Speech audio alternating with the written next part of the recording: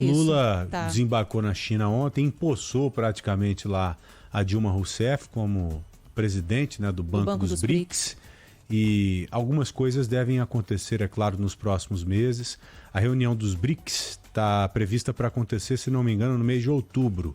Então, naquele momento, provavelmente, a discussão ela deve ser um pouco mais forte em relação à possibilidade daquela moeda única para comércio entre os países que fazem parte desse grupo. E a grande ideia agora é firmar alguns pactos interessantes, alguns acordos interessantes para nós brasileiros. Que a China é o principal parceiro do Brasil, importantíssima para a gente, mas nós temos uma importância gigante, enorme mesmo. Tanto que os Estados Unidos passaram a se preocupar quando tomaram conhecimento dessa possibilidade de moeda única, não somente entre Brasil e China, mas quando você envolve um bloco tão grande em que o Brasil também faz parte. O Brasil hoje ele tem um papel geopolítico, um papel econômico internacional considerável, pode ter certeza disso. É um país que não é desprezado por nenhuma outra nação. Isso não deve acontecer. Primeiro porque nós temos uma realidade econômica enorme e nós temos uma possibilidade de crescimento enorme também, gigante. Por isso que o Xi Jinping lá, o China, recebeu o Lula imediatamente, depois de desmarcar a agenda por causa do problema de pneumonia dele lá de saúde. Se nós não fôssemos interessantes para a China, imagine só para quando nós teríamos essa nova agenda. Sem dúvida, demoraria ano que muito vem tempo. E tal, alguma coisa assim, né, Aninha? Não, sem dúvida nenhuma. O encontro, inclusive, vai acontecer amanhã, né? Essa é a grande expectativa. Lula participou da oficialização, né, de Dilma Rousseff ali como presidente do Banco dos BRICS. Ela já está atuando, já tem alguns dias, né? Mas oficialmente isso aconteceu. Teve alguns encontros com empresários também de ramos importantes. Tem um acordo aí importante para sair, né, da BYD, essa empresa de carros elétricos que vai assumir a fábrica da Ford na Bahia, lá em Camaçari. E outros acordos que devem trazer investimentos para o país. Então, tudo isso está sendo tratado para o encontro esperado amanhã com Xi Jinping em Pequim, para onde Lula já chegou, e já chegou também o Douglas Santucci, o enviado da Band ali a Pequim, que está acompanhando a viagem do Lula. Ele foi de trem-bala para Pequim, Joel. Sinal ruim. Alguma coisa tinha que falhar lá, de vez em quando o sinal de internet falha, né? Lá deve ter 8G, né? Mas assim, o sinal estava meio complicado, então ele mandou pra gente aqui uma reportagem, um relato do que aconteceu na agenda do presidente hoje, o que está previsto para amanhã também. O presidente Lula já está em Pequim. Aqui no hotel, segurança reforçada, mas movimentação bem tranquila. Já é madrugada na China.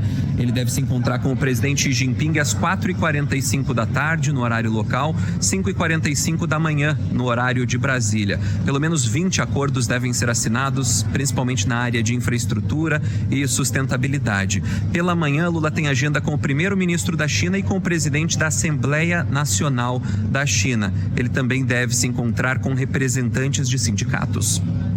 Bom, tá aí então um resumo da agenda do presidente Lula na China. Lula não falou com a imprensa, né? Ele falou durante a posse da Dilma Rousseff, mas Fernando Haddad, que está por lá, falou com a imprensa, Joel, e falou sobre isso que você está comentando, inclusive, a questão dessa moeda única do bloco, né? E o repórter perguntou para ele o que está mais provável agora para tirar o dólar dessas negociações? A criação de uma moeda ou o uso de alguma moeda que esses países já existem? E ele falou que o mais palpável, por enquanto, é isso, é usar moedas locais. Vamos ouvir aqui a fala dele. O que é mais factível no curto prazo são as transações de moeda local, que já aconteciam, inclusive, né? E com a dinamização dos bancos multilaterais dos BRICS, isso pode ser facilitado. Uma das tarefas aí que o presidente Lula pretende deixar aqui como tarefa é justamente que os bancos multilaterais, dos quais o Brasil faz parte, junto com a China, com a Índia, Rússia e África do Sul, possam servir de catalisadores desses processos de alternativa às moedas tradicionais, euro, dólar, que são as moedas que respondem pela maior parte do comércio internacional. E o grande lance na prática é criar formas de pagamento para que esses outros países consigam pagar, por exemplo, alguma coisa que seja comprada aqui do Brasil sem ter que passar pelo dólar. Exatamente. E por que os Estados Unidos estão preocupados também com isso? Porque você elimina aquelas sanções praticamente que foram impostas pelos Estados Unidos em cima da Rússia, por exemplo. Porque os russos teriam condição de fazer compras com a gente aqui sem precisar do dólar. Então teria uma possibilidade de pagamento direto aqui para o Brasil. Compras e exportações também. Então por isso que os Estados Unidos já estão meio receosos quanto a isso. Seria uma forma de você apoiar a Rússia também, né? Permitindo que ela faça transações econômicas. Né? E tira um pouco da força do dólar também no mercado mundial. Né? Você tira aquela hegemonia, aquele domínio dos Estados Unidos. Então, é isso. E aí, o Fernando Haddad falou sobre uma outra questão também, que envolve diretamente aí mais a China, as compras online. Você que compra todo tipo de parafernália pela internet, né, Joel? Que eu sei que você gosta também. Eu gosto. Não sei se dos sites chineses, não compro nada, né? mas gosto. Compra, sim. Todo dia chega com um pacotinho aqui que você recebe e já enfia no carro. Caramba, falando nisso, eu tenho que devolver caramba. Esqueci. Puxa Chegou errado. Verdade. E aí, o Fernando Haddad falou que tinha um erro aí na comunicação, que estavam entendendo a coisa de uma maneira meio torta.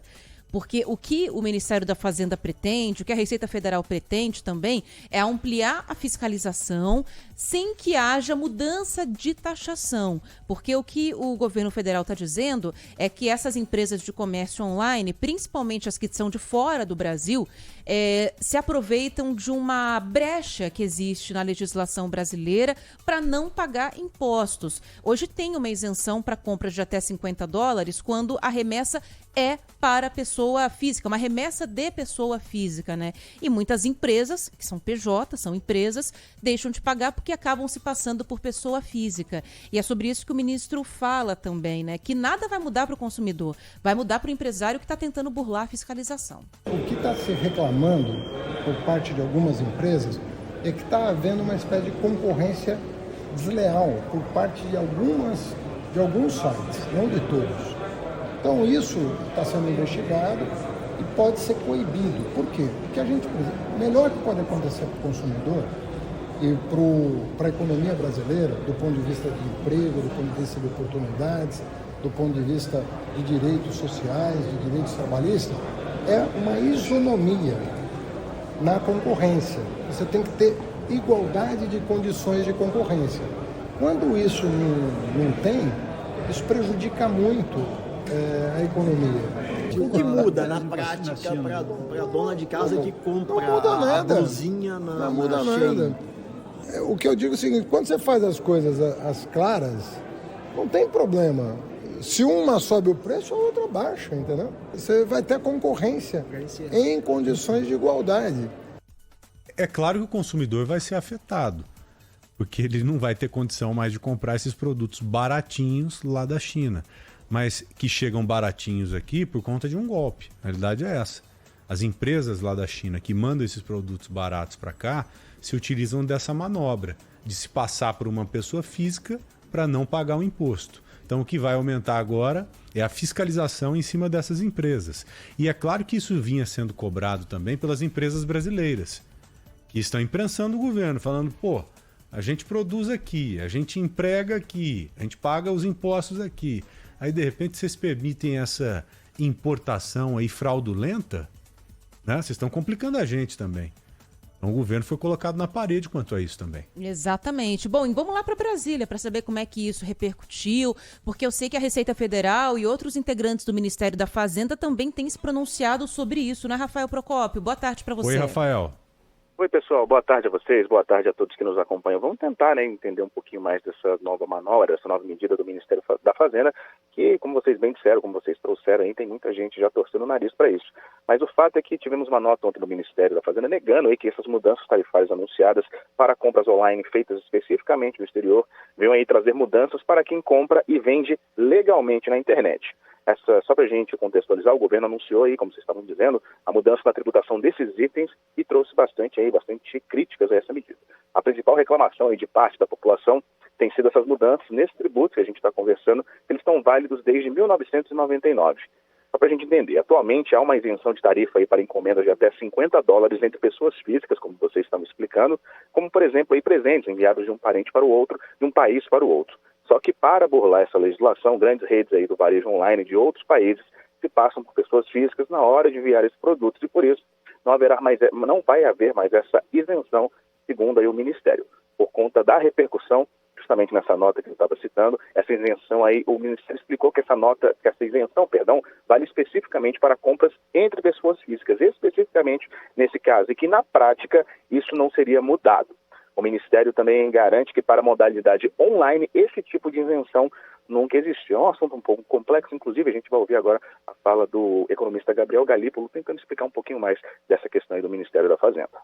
Não há qualquer tipo de criação de imposto novo, nem revogação de qualquer tipo de isenção fiscal para quem adquire qualquer tipo de produto de uma empresa vindo de fora. Ou seja, se eu adquirir de uma empresa vindo de fora, jamais houve qualquer tipo de linha de isenção fiscal para o valor do produto.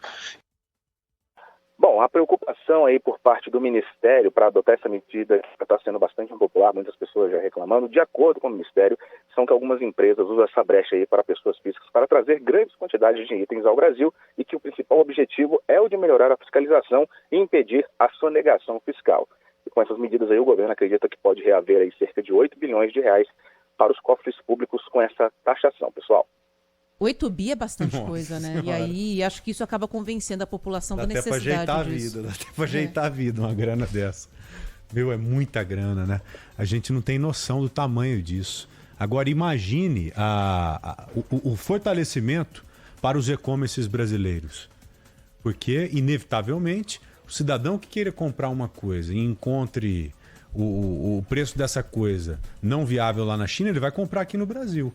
Então vai ter um volume grande também de novas vendas no e-commerce brasileiro. Ou perda, talvez, dependendo do que a gente está falando. Se é um produto de necessidade, a pessoa vai comprar de qualquer maneira. Se não for, vai deixar de comprar. E aí tem que rever também a tributação pra gente, ó, que está aqui dentro e paga imposto pra caramba, muitas vezes, de uma maneira que já foi provada. Inclusive, o próprio governo federal diz que é redundante em alguns casos, em alguns impostos, né? Então, tem esse outro lado que tem que ser levado em consideração também, e aparentemente está sendo, né? Reforma tributária deve ser colocada em pauta para votação daqui a alguns meses. Mas mesmo assim, acho que no final das contas vai haver um incremento.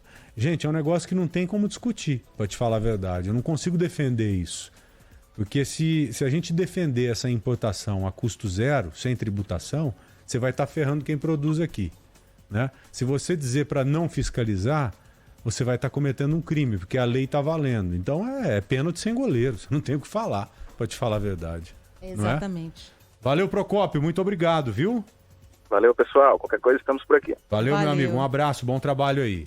Valeu. Bom trabalho para você. Bom,